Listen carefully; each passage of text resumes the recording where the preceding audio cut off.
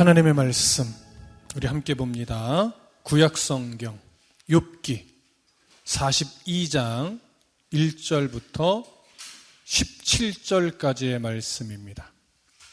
구약성경 욥기 42장 1절부터 17절까지의 말씀, 저와 함께 교독하겠습니다. 제가 먼저 1절을 읽겠습니다.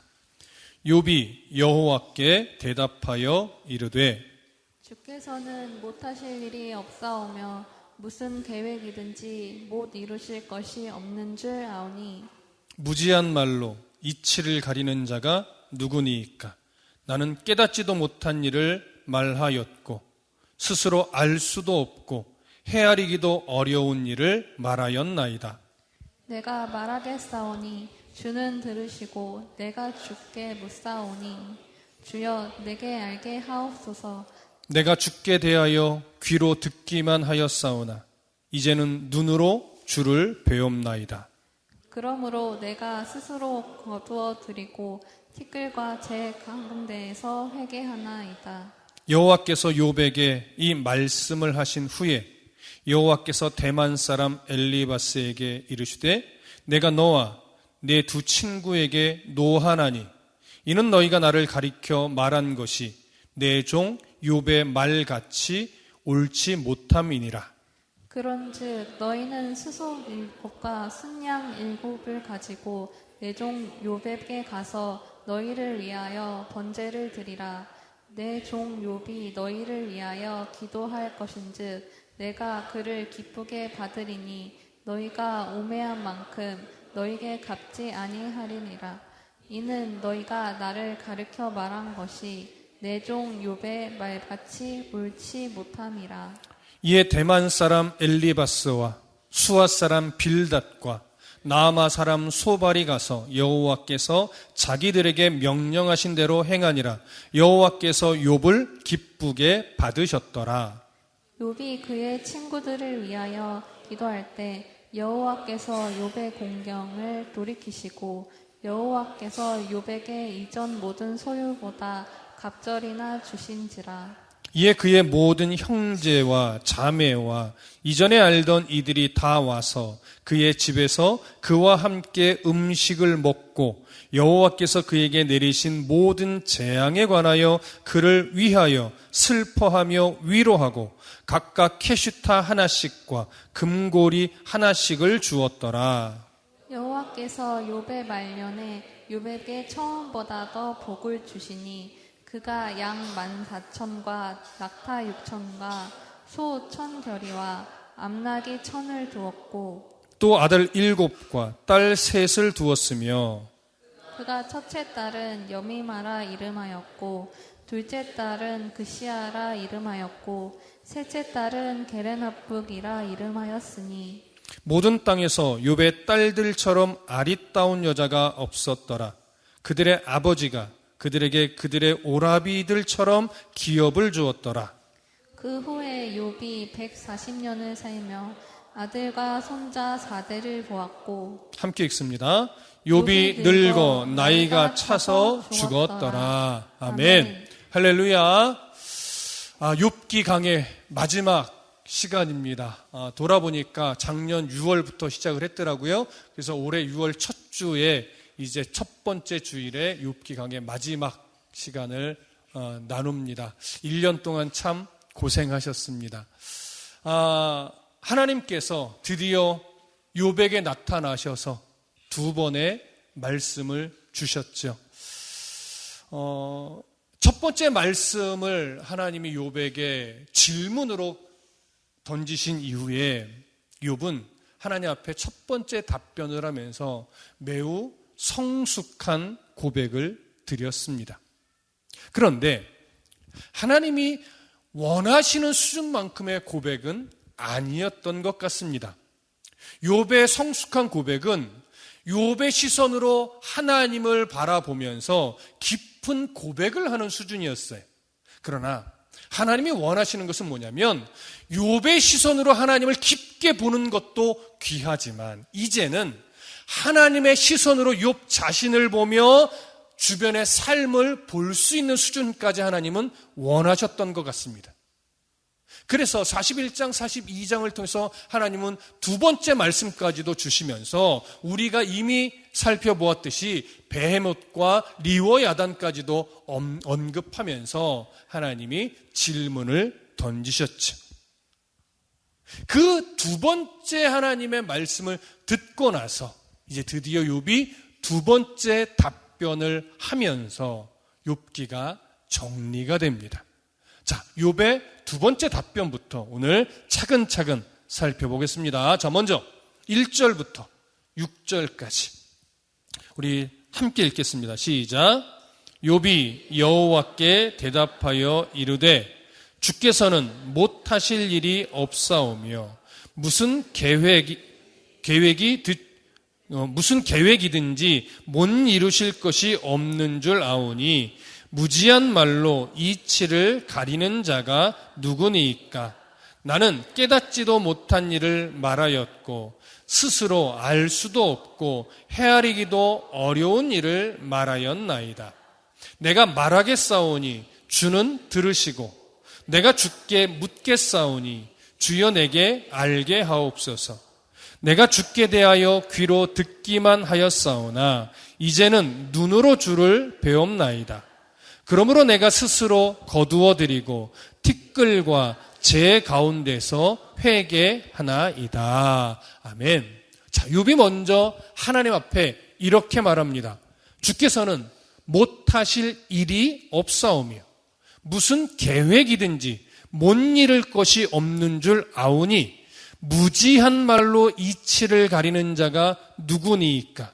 나는 깨닫지도 못한 일을 말하였고 스스로 알 수도 없고 헤아리기도 어려운 일을 말하였나이다.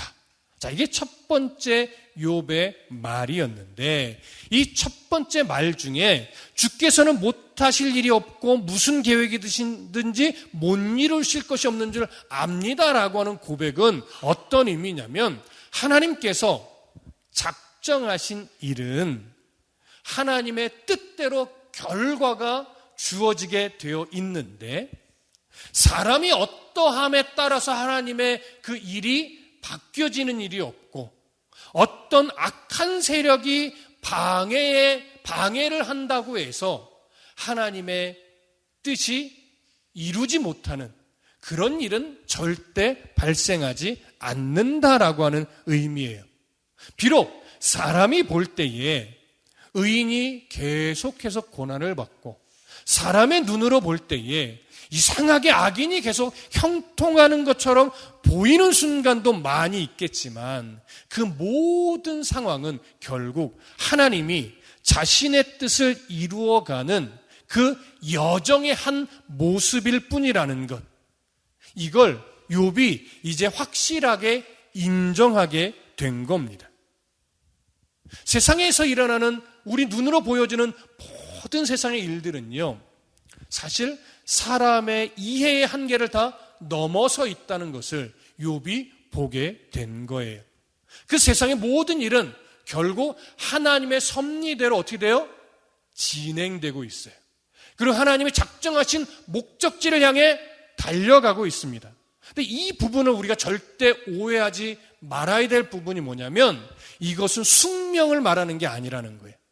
숙명이라는 게 뭐예요? 하나님이 자신의 뜻을 이루기 위해 우리들의 인생의 코스를 다 정해놓으셨다. 이렇게 보는 것이 숙명이잖아요. 하나님은 숙명적으로 우리의 인생을 이끌어가지 않습니다. 인격적으로 이끌어갑니다. 인격적으로 이끌어가는 건 뭐냐면 우리의 판단과 우리의 선택을 하나님이 존중한다는 얘기예요. 우리는 잘못된 판단을 하기도 하고요. 우리는 잘못된 선택을 하기도 합니다. 때로는 기가 막히게 하나님이 원하시는 그 판단과 선택을 하기도 해요. 실수도 하고 때로는 잘하기도 하고 그 모든 판단과 선택을 하나님이 다 기꺼이 수용하시고 잘못 판단하고 잘못 선택하면 그 판단과 선택대로 하나님은 계속 섭리하고 바르게 판단하고 바르게 선택했으면 그 바른 판단과 선택을 따라 섭리하면서 결국 우리들의 인생의 방향을 어디로 계속 수정해 가요? 하나님이 원하신 목적지로 수정해 가요. 교정해 가요. 근데 하나님이 무엇에 실패함이 없냐면 모든 판단과 선택을 하나님이 원하신 대로 하게 만드는 것이 아니라 계속 수정하고 교정하고 때로는 설득해 가면서 하나님이 계획하셨던 목적지에 도착하게 만드는 일에는 실패하지 않는다는 거예요.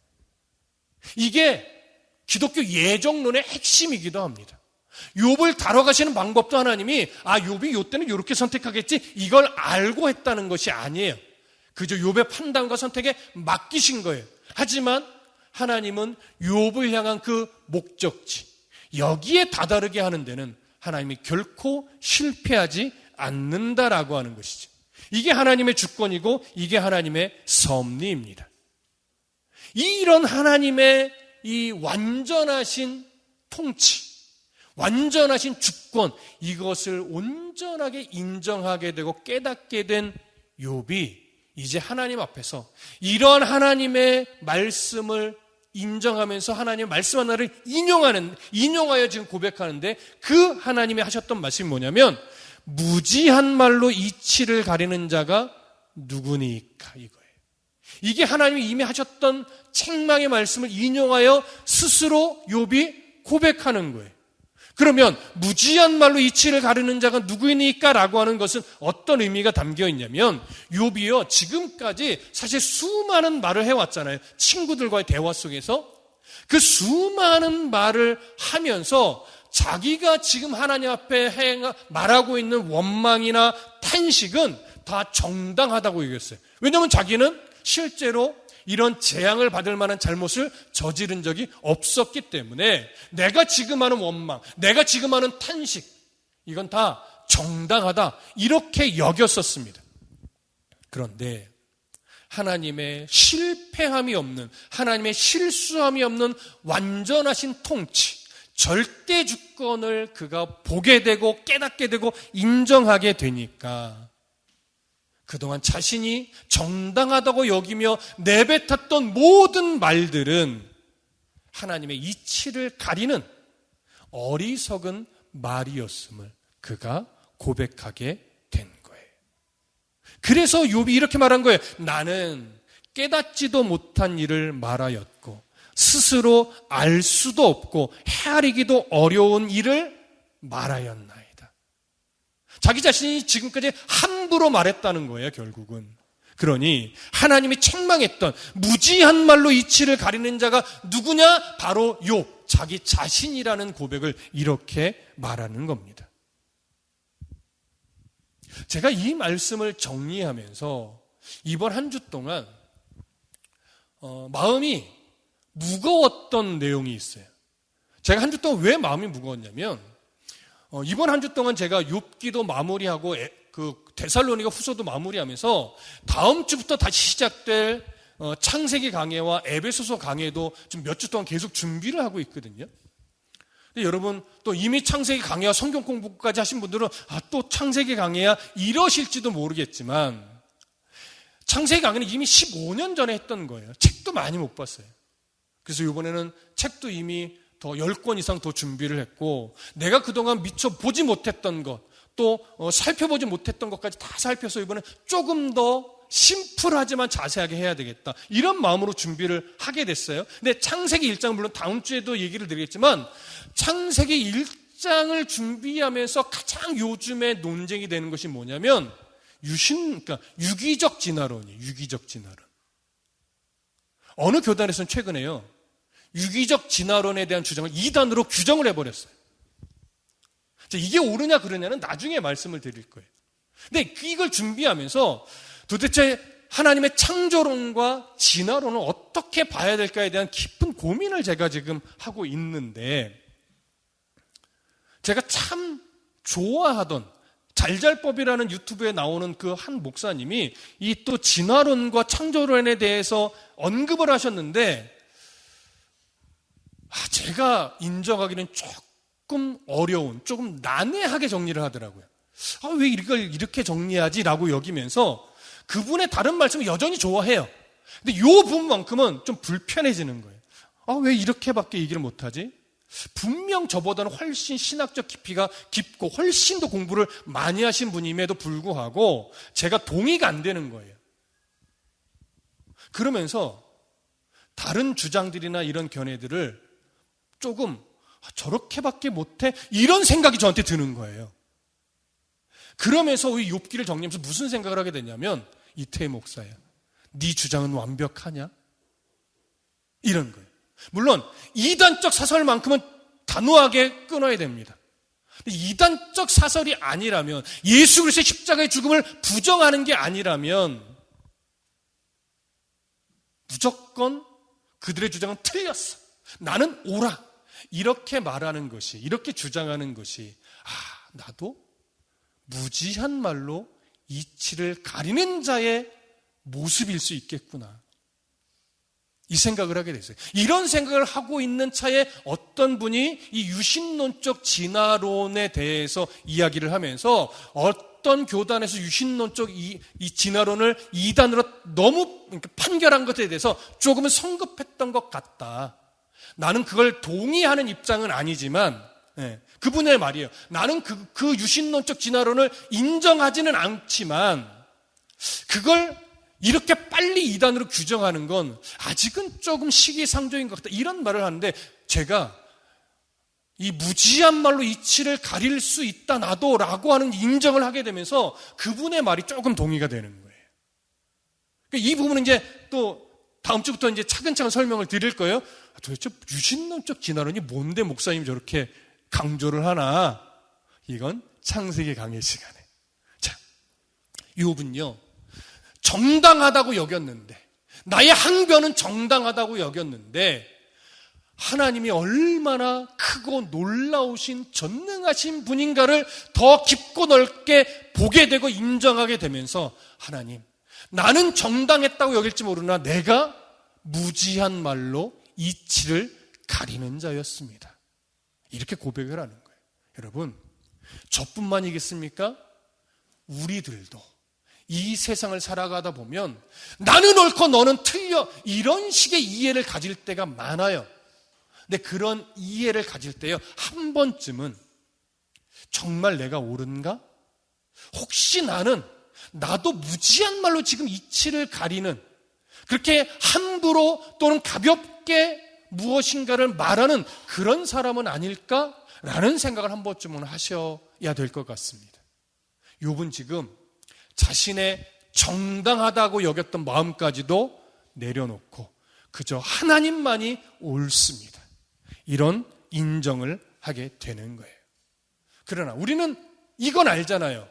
하나님도 인정하셨듯이 욥이 죄가 있어서 고난을 받은 것은 아니라고 하는 것, 이건 우리는 알고 있습니다. 그저 하나님의 뜻 가운데, 하나님의 섭리 가운데 욥은 고난을 받은 거예요. 그래서 욥은 친구들과 변론하는 그 거센 변론의 과정에서 억울한 감정이 터져 나오다 보니까 이치를 가리는 무지한 말까지 하게 된 겁니다. 그래서 이 사실을 욥이 인정했기 때문에 4절에서 이렇게 말한 거예요. 내가 말하겠사오니 주는 들으시고, 내가 주께 묻겠사오니 주여 내게 알게 하옵소서.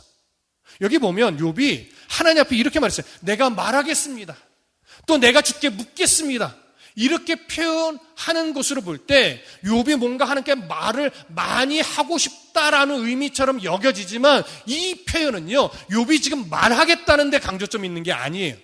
마지막에 있는 부분, 주여 내게 알게 하옵소서, 여기에 강조점이 있는 문장이에요. 욥은요, 내가 이제는 더 깊고 넓으신 하나님의 뜻을 헤아려 알 수 있도록 제발 지혜를 더하여 주십시오, 이런 간구를 하는 거예요.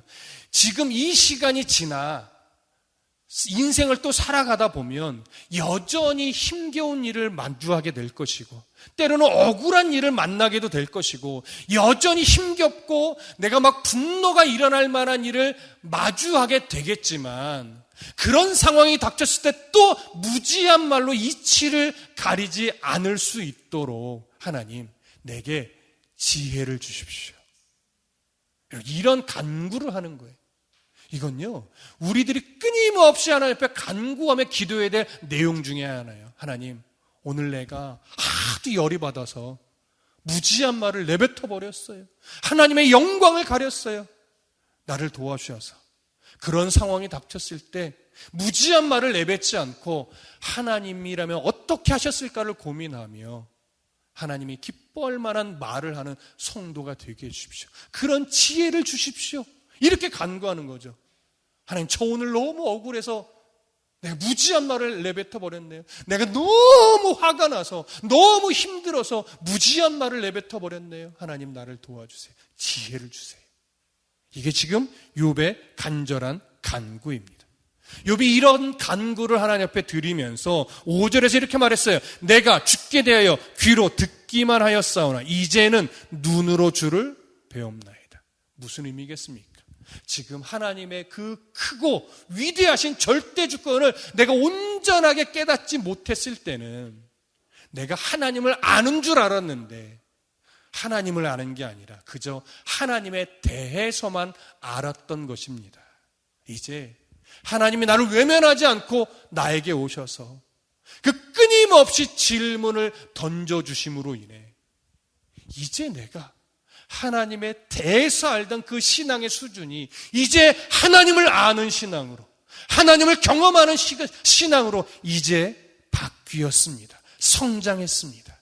물론 완전한 지식에 이르렀다는 것은 아니지만 이제는 이전처럼 그저 지식적으로만 관념적으로만 하나님을 알던 수준에서 이제는 하나님의 절대 주권을 인정하며 나의 무지함을 인정하며 하나님의 완전하신 통치를 인정할 수 있는 이런 신앙의 수준으로 자랄 수 있었음을 하나님 감사합니다. 이런 고백이죠. 결국 하나님의 끊임없는 질문이 욥을 이렇게 살려낸 겁니다. 그래서 여러분, 우리들도 끊임없이 성경을 통해서 하나님의 질문을 받으셔야 돼요. 때로 하나님의 책망도 받으셔야 돼요.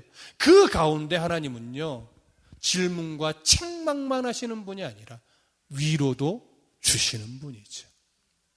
그런 하나님의 질문, 하나님의 책망, 하나님의 위로를 성경을 통해서 날마다 받으시는 은혜가 있기를 간절히 소망합니다.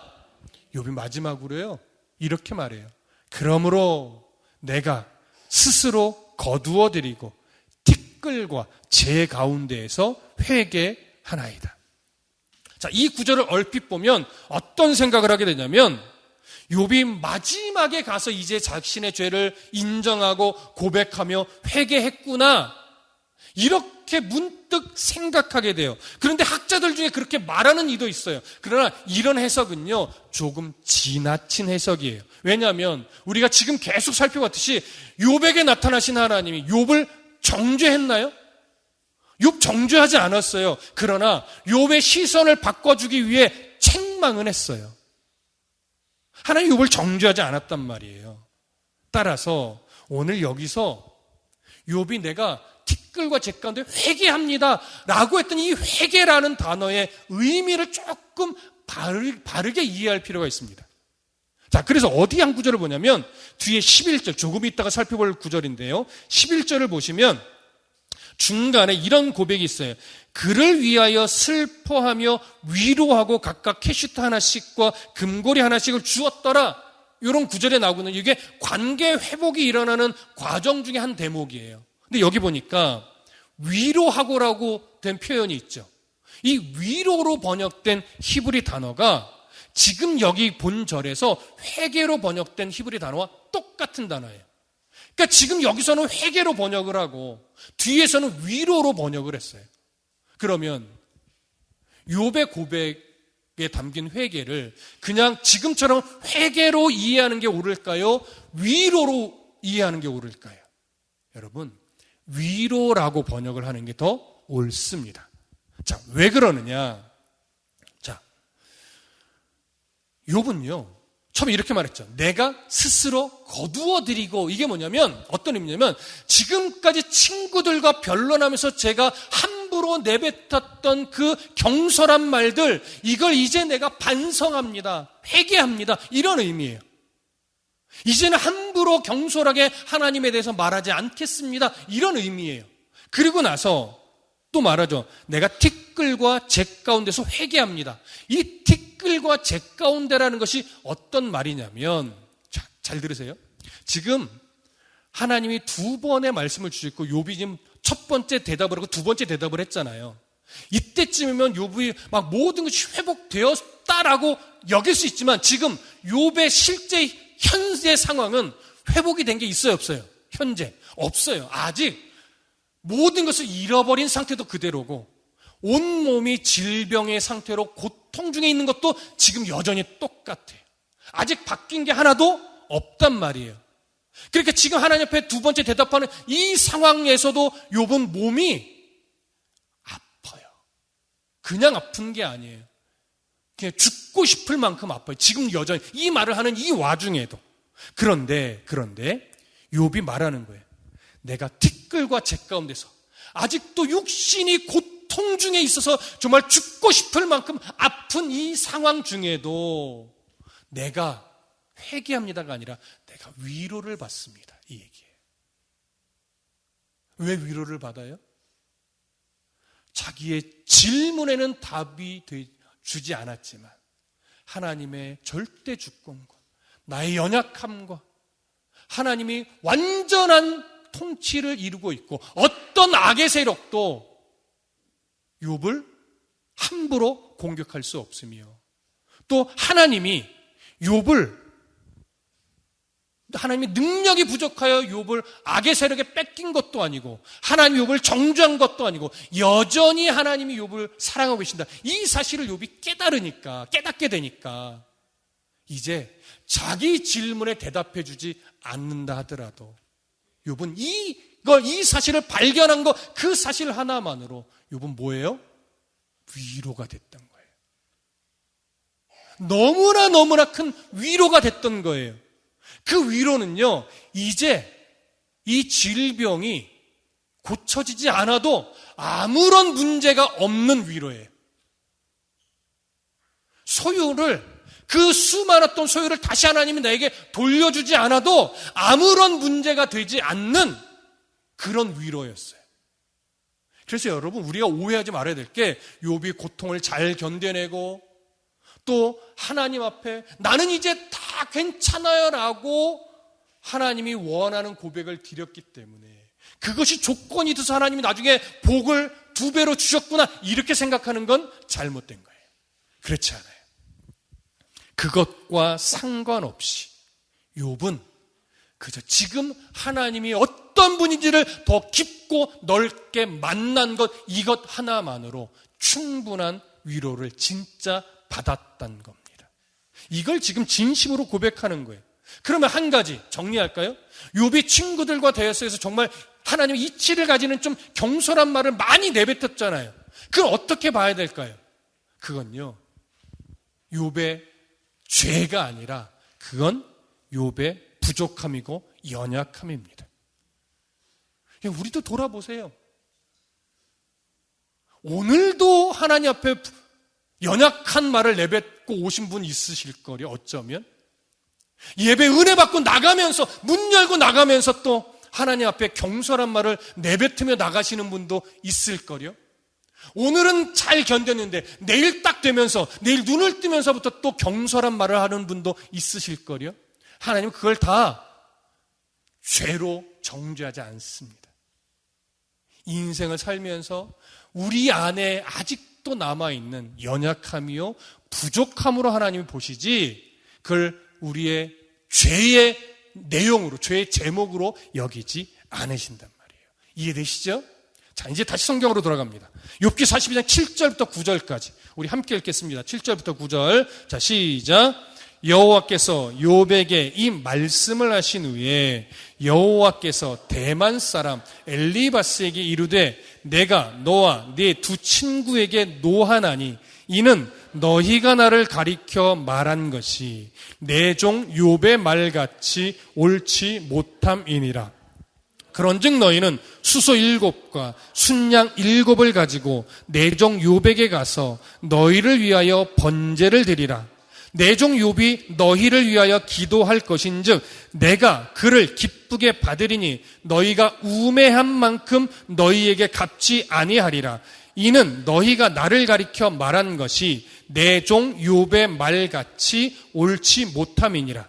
이에 대만 사람 엘리바스와 수아 사람 빌닷과 나아마 사람 소발이 가서 여호와께서 자기들에게 명령하신 대로 행하니라.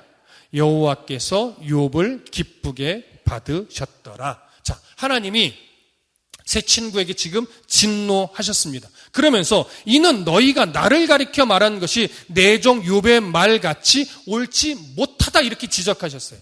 이건 어떤 의미냐면요, 세 친구가 자기 자신들을 욥보다 더 높이려고 하나님을 이용해 먹었다는 말이에요. 다시 말하면 욥은요, 자기에게 일어난 상황이 도저히 이해가 되지 않아서 하나님 앞에 탄식을 하다 보니까 하나님에 대해서 때로 왜곡되게 실수로 말했던 거예요. 그래서 하나님은 그를 정죄하지 않았고 그냥 부족함으로, 연약함으로 보신 거예요. 그러나 새 친구는 달라요.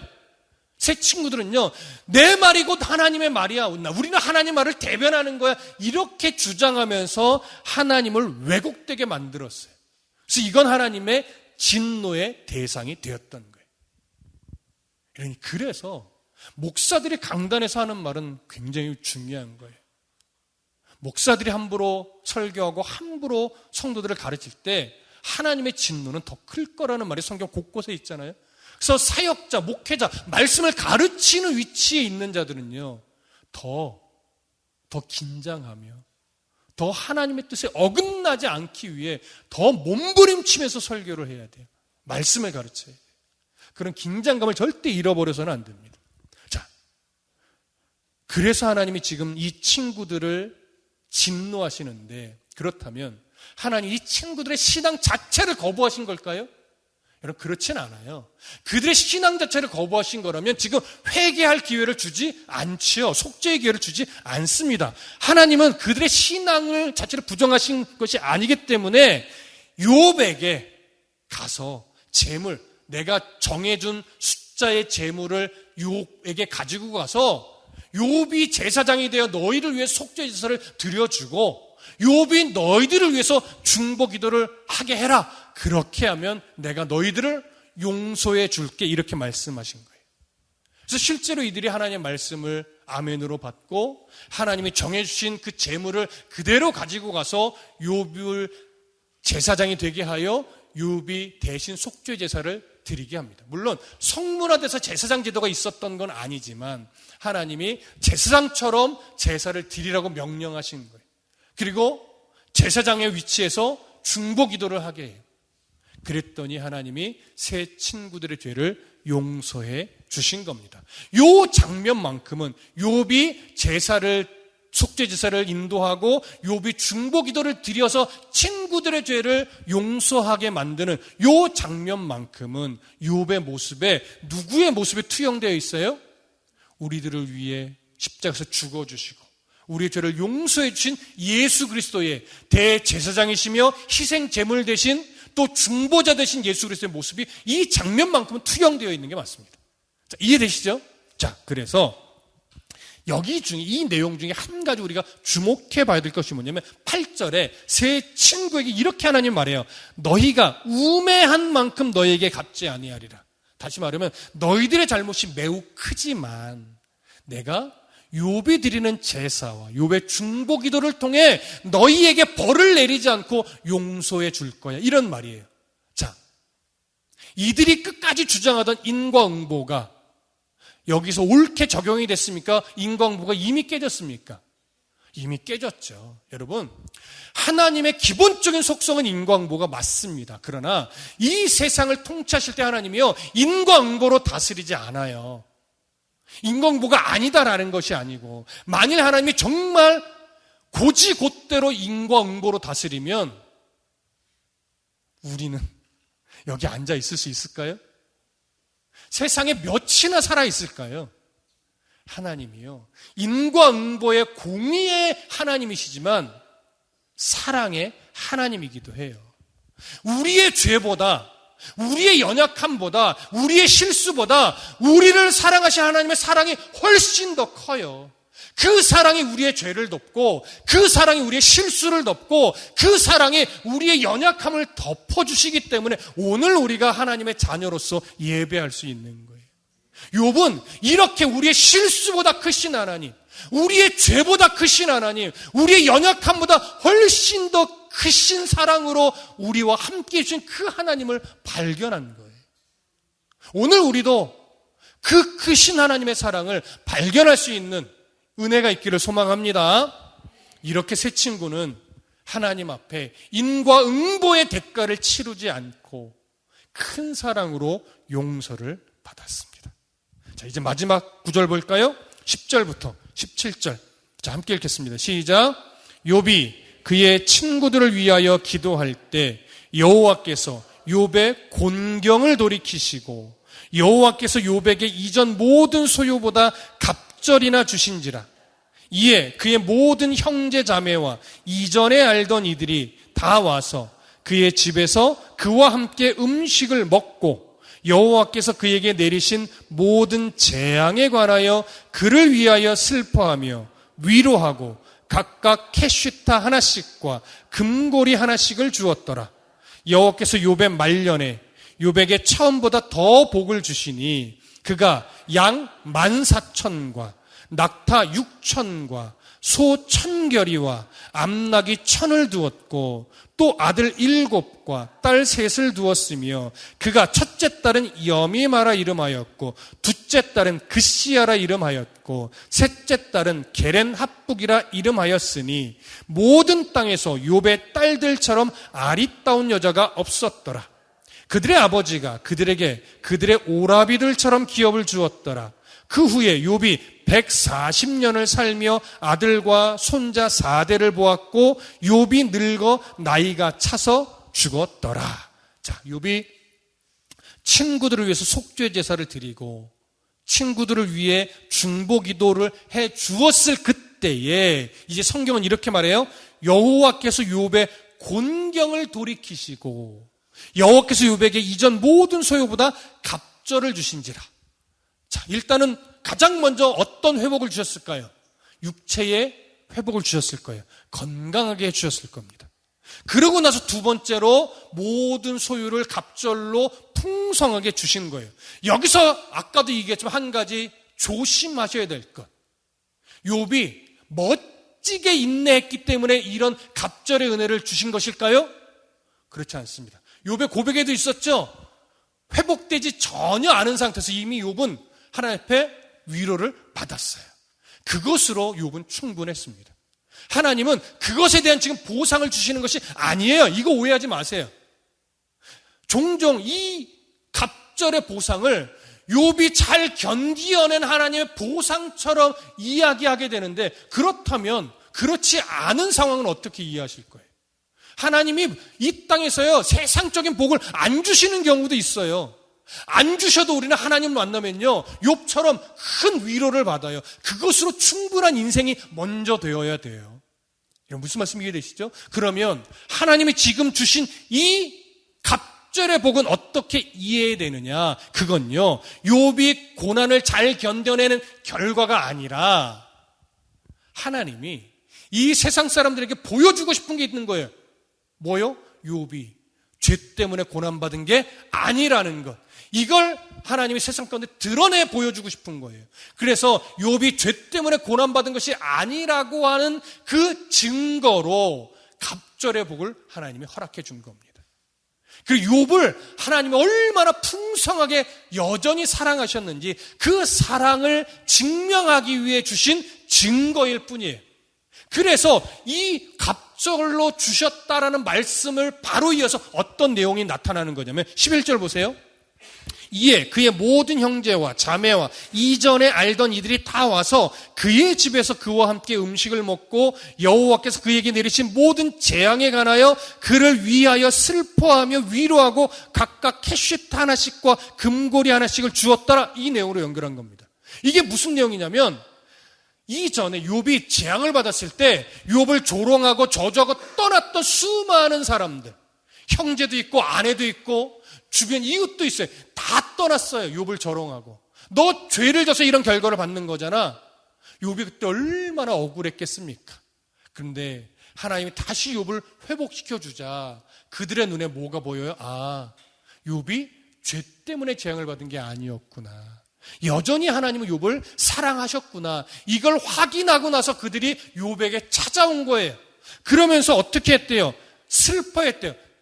반성한 거예요. 미안해, 잘못했어, 내가 오해했어, 이렇게 고백하면서 욥을 위로했다는 거예요. 그리고 그 위로의 표현을 각각 캐시타, 당시의 돈의 화폐 단위예요. 캐시타 하나씩과 금고리 하나씩을 줬대. 이거 위로금을 줬다는 거예요. 미안해, 너무나 미안해서.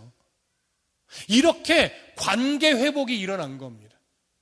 이때 아마도 아내와의 관계도 더 깊게 회복이 되었을 것으로 여겨져요. 오늘 이 본문의 내용을 잘 살펴보면 정말 소유가요, 이전 기록과 비교해보면 갑절로 소유가 늘어났어요. 그러다 보니까 이런 질문을 하시는 분들이 있어요. 몇 절을 보시냐면 자녀들에 대한 숫자 13절, 또 아들 7과 딸 3을 두었으며 자녀들의 숫자는 갑절이 아닌데요? 이렇게 말하시는 분들이 있어요. 그런데 갑절이 맞아요. 왜일까요? 여러분, 첫 번째 욥에게 주었던 아들 7과 딸 3 다 죽었잖아요. 육체는 죽었으나 영은 죽었어요, 살았어요? 영은 죽지 않죠. 이미 하나님과 함께 있지요, 영으로. 그러니 욥의 자녀들은 죽었으나 죽지 않았단 말이에요. 이 세상은 이해 못하는 말이에요. 욥의 자녀들은 죽었으나 죽지 않았어요. 그런데 지금 또 아들 7과 딸 3을 줬죠. 합치면 갑절이 맞아요. 이해되시죠? 여기서 또 하나님의 놀라운 섭리와 은혜를 우리가 보게 되는 겁니다. 그러면서 성경에 특별히 딸들에 대해서 이제 강조를 해요. 세 딸들의 이름을 언급해요. 첫째 딸의 이름은 여미마, 의미는 비둘기 또는 애정 깊이 따뜻한 이런 의미예요. 왜 이런 이름을 강조했을까? 정확하게 말하기는 어려우나 아마도 욥의 순결한 신앙을 염두에 둔 이름을 지금 보여주는 게 아닐까, 이렇게 여기고 있습니다. 둘째 딸 이름 그시야, 계피나무라는 의미예요. 당시 계피나무는요, 제사에 사용된 향료로서 사용이 많이 됐어요. 그래서 아마도 하나님을 경외하며 제사 드리는 삶을 중요하게 여겼던 욥의 이 경건의 삶, 이걸 강조하기 위해서 표현한 것이 아닐까, 이렇게 생각을 하고 있습니다. 셋째 딸 게레나뿌, 이 뜻은요, 화장품 세트를 의미해요. 화장하는 것과 관련된 이 물건들을 의미합니다. 아마도 하나님이 보실 때 욥의 아름다운 신앙을 염두에 둔 표현이 아닐까, 이렇게 생각하고 있습니다. 이렇게 욥의 세 딸의 이름을 거론한 뒤에 15절에 보면요, 모든 땅에서 욥의 딸들처럼 아리따운 여자가 없었더라. 그들의 아버지가 그들에게 그들의 오라비들처럼 기업을 주었더라. 어떤 내용으로 연결해요? 물론 욥의 딸들처럼 아리따운 여자가 없었다, 이런 표현도 중요하지만 더 중요한 건 그 뒤에 그들의 오라비들처럼 뭘 줬대요? 기업을 줬대요. 유산을 다 나눠줬다는 거예요. 근데 그럴 수 있지 않아? 이렇게 말할 수 있겠지만 고대의 사회에서는 딸들에게 기업을 줘요, 안 줘요? 안 줘요. 모세 율법에도요, 그 이후 세대지만 모세 율법에도 민수기 27장에 가보면 아들이 없는 경우에만 딸들에게 기업을 주라고 돼 있어요. 그러니까 유대 사회에서도 딸들에게는 기업을 안 줬단 말이에요. 그러면 이 저자는 왜 굳이 이 이례적인 좀 특별한 내용, 딸들에게 기업을 주었다는 이 내용을 기록한 것일까? 몇 가지 이제 이유를 우리가 좀 보게 되는데, 첫 번째는 뭐냐면, 회복된 욥의 재산이 아들들뿐만이 아니라 딸들에게도 줄 수 있을 만큼 정말 하나님이 풍성하게 주셨다, 이걸 보여주는 의미가 하나 있는 것으로 여겨지고, 두 번째 또 뭐냐면 딸들도 이 재산을, 유산을 잘 관리할 수 있을 만큼 인격과 지혜가 딸들도 훌륭했다, 이걸 보여주는 면이 또 하나 있는 것으로 여겨지고, 세 번째는 이 10명의 자녀가 딸들에게 주어도, 재산을 주어도 서로 불평하거나 싸우지 않을 만큼 이 가정이 이전보다 훨씬 더 화목하고 서로 사랑하며 하나님의 그 깊은 마음이, 사랑이 가득한 이런 가정이었음을 보여주는 의미로 여겨져요. 그러니 욥의 가정은 이전에도 화목했지만 고난의 시절을 지나서 정말 살아계신 하나님의 절대 주권을 인정하게 되는 지금 이때에는 이전보다 훨씬 더 평안하고 화목한 가정이, 그 화목도 갑절의 화목을 이루는 가정이 되었음을 보여주는 것으로 여겨집니다. 그래서 저는 이 모습을 보면서 정말 여러분들에게 축복하고 싶었던 것이 뭐냐면, 정말로 여러분들의 가정이 오늘 욥이 이렇게 화목이 갑절로 되었던 그 모습처럼 다툼이 없고 지혜롭고 하나님이 풍성한 평안의 복으로 허락해 주시기를 정말로 간절히 사모하는 마음이 생겼어요. 그런 복이 임하기를 축복합니다. 아멘. 자, 이렇게 모든 것이 회복된 욥은 16절에서 그 후에 욥이 140년을 살며 아들과 손자 4대를 보았고 욥이 늙어 나이가 차서 죽었더라. 이러면서 이제 욥기가 끝나요. 욥이 몇 살의 고난을 받은지 정확하게 알 수는 없습니다. 어떤 학자들은 한 70세 정도 됐을 것으로 보기도 해요. 보편적으로 한 70세 정도로 보기는 하는데 단정할 수는 없습니다. 어찌됐든 이 고난 이후에 욥은 140년을 더 살았다고 해요. 이걸 근거로 볼 때 욥은 아마도 200세 이상을 살다가 죽은 것으로 여겨집니다. 그게 말이 돼요라고 물을 수 있겠지만 동시대를 살았던 아브람도 175세를 살았고 이삭도 180세를 살았고 야곱은 147세를 살았어요. 그 당시 이런 시대였어요. 특히 언약의 백성들은. 그러니까 이런 시대로 보아 욥이 200살을 넘게 산 것은 충분히 가능성이 있다, 이렇게 여겨지고요.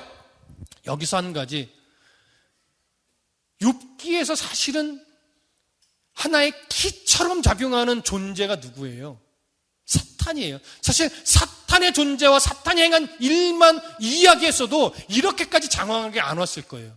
근데 1, 2장에 잠깐 나오고 사탄이 안 나와요. 하나님 마지막에 한 번쯤 사탄을 언급할 만한데 언급하지 않아요. 왜 사탄이 이 끝까지 등장하지 않을까요? 왜 하나님이 거론하지 않을까요? 그건요, 이유 간단해요. 하나님이 사탄을 별로 말하고 싶지 않았던 거예요. 하나님 볼 때 중요하지 않아요. 중요한 건 뭐예요? 욥이 하나님의 이 깊고 넓은 사랑만 깨달으면 되는 거예요. 여러분, 주님 만날 때까지요, 여러분들이 그동안 겪었던 고난의 이유, 죄송하지만 하나님 말해주지 않습니다. 모르고 끝나는 일들이 훨씬 더 많아요. 나에게 왜 이런 일들이 일어났을까? 하나님 좀 말해주세요. 아무리 부르짖고 새벽에 부르짖고 밤에 부르짖어도요, 모르고 끝나는 일은 허다해요. 근데 하나님이 다 알려주지 않아요. 왜일까요? 몰라도 돼, 이거예요. 몰라도 돼. 내가 너를 사랑한다는 것만 알면 돼. 내가 너를 얼마나 사랑하는지 그 사랑의 크기만 알면 돼. 왜 그런 고난이 왔는지 몰라도 돼. 여러분, 감히, 이건 제가 감히 말하는 거예요. 몰라도 됩니다. 그 고난과 시련과 아픔과 억울함과 분노의 과정을 통해서 하나님이 우리를 얼마나 사랑하시는지 그것만 발견하신다면 몰라도 됩니다. 자, 이제 욥기를 마무리하면서 우리가 어떤 결론을 내려야 할까요? 성경 한 구절만 찾겠습니다. 야고보서 5장 11절. 신약성경 야고보서 5장 11절을 찾아봅니다. 히브리서 다음에 야고보서 5장 11절.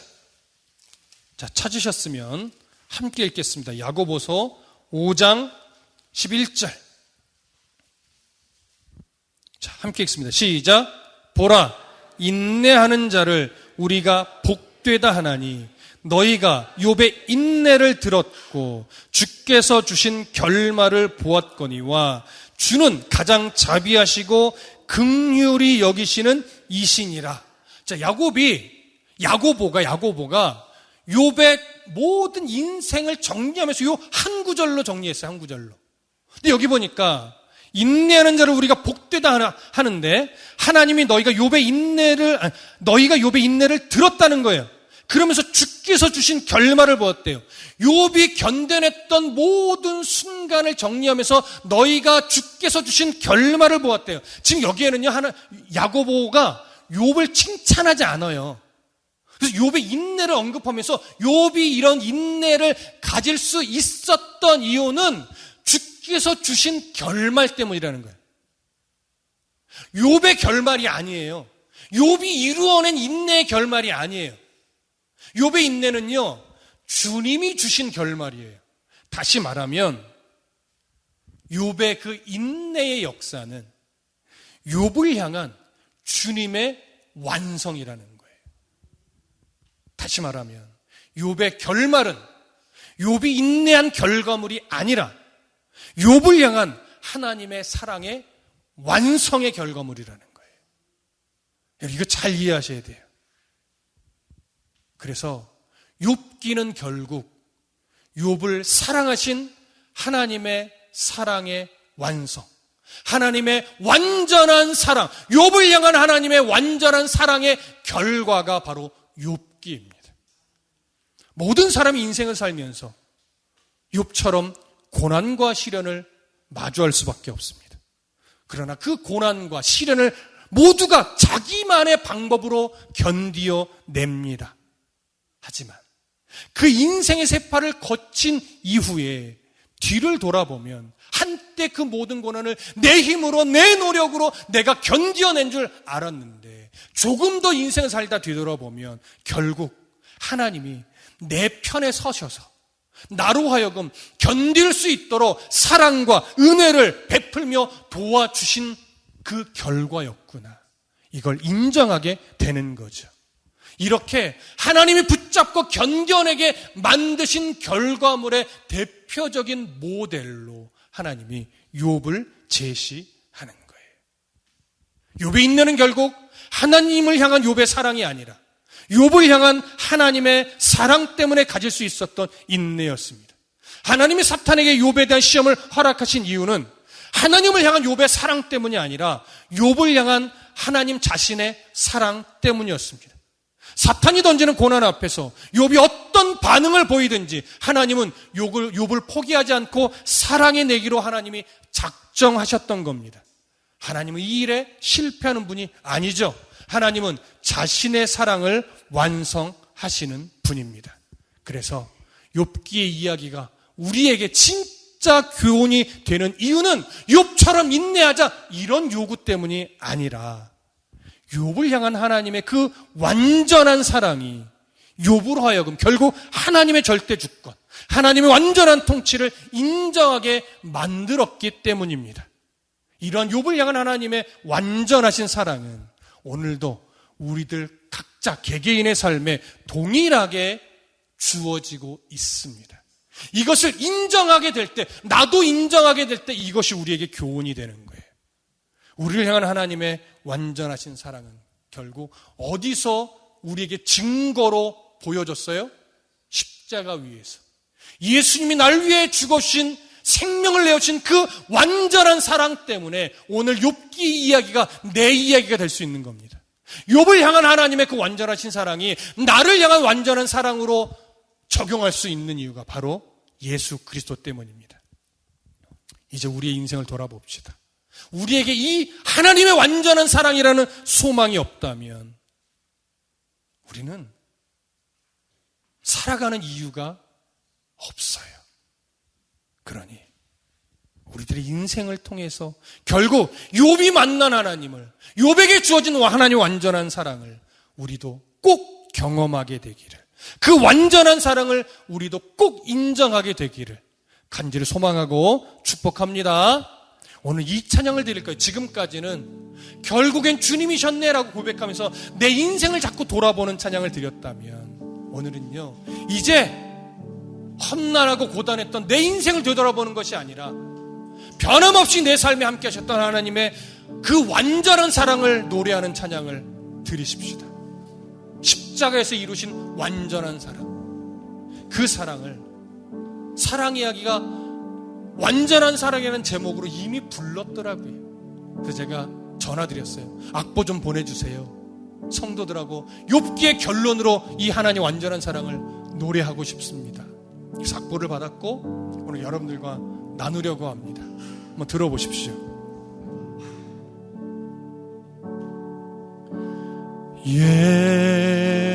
예수 사랑이 이 땅 위에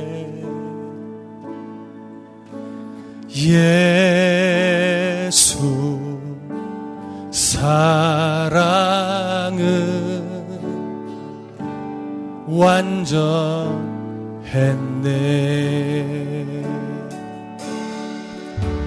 채찍의 아픔도 그 형틀도 찢김도 그 사랑을 막지 못했네. 그 사랑은 이미 모든 것을 이겼네. 생명의 강이 흐르네.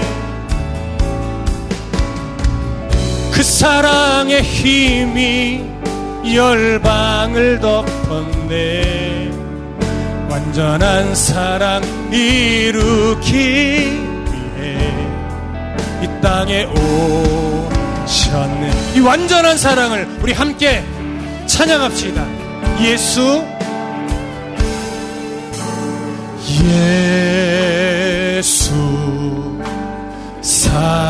사랑이 이 땅 위에 예수 사랑은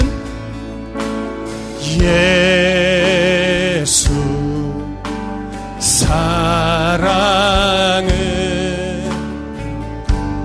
완전했네.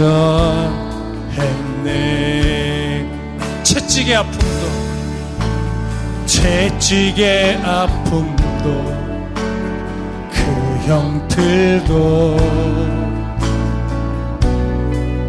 찢김도 그 사랑을 막지 못했네. 그 사랑은 이미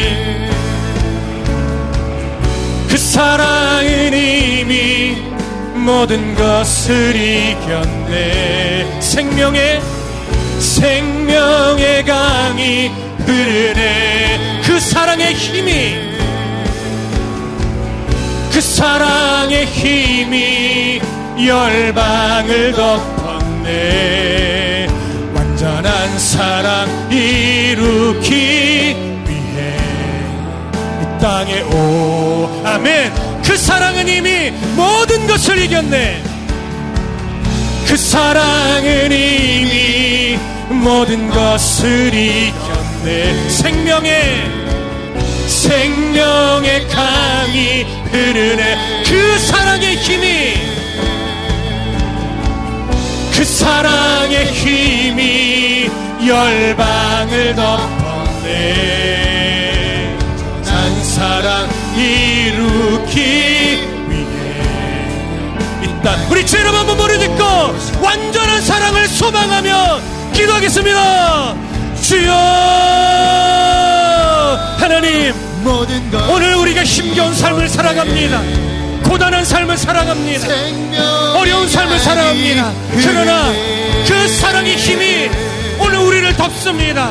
우리 연약하지만, 우리는 부족하지만 그 완전한 사랑이 오늘 우리의 삶에 함께 있음을 봅니다. 고백합니다. 그러니 하나님, 이 세상, 이 고단한 세상 말씀과 함께, 주님과 함께 동행하며 승리하게 나갈 수 있도록 도와주시옵소서. 감사합니다.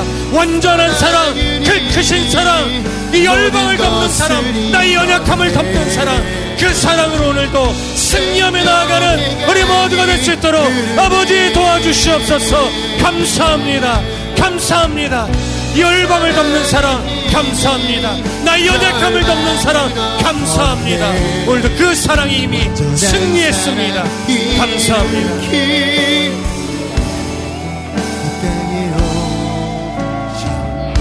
사랑이 많으신 하나님 감사합니다. 그 완전한 사랑, 이미 승리하신 사랑, 열방을 덮는 그 사랑이 오늘 나의 삶 가운데 함께하고 있음을 고백합니다. 나의 연약함보다도 크신 하나님, 나의 실수보다도 크신 하나님, 나의 넘어짐보다도 크신 하나님, 나의 억울함보다도 크신 그 하나님의 사랑을 오늘 인정합니다. 그러니 이제 그 사랑을 잃어버리지 않고 날마다 그 승리하신 사랑 때문에 기뻐하며 살아갈 수 있는 힘을 주십시오. 그 열방을 덮는 완전한 사랑 때문에 오늘도 감사하며 살아갈 수 있는 힘을 더하여 주십시오. 감사하옵고 예수 그리스도의 이름으로 기도드렸습니다. 아멘.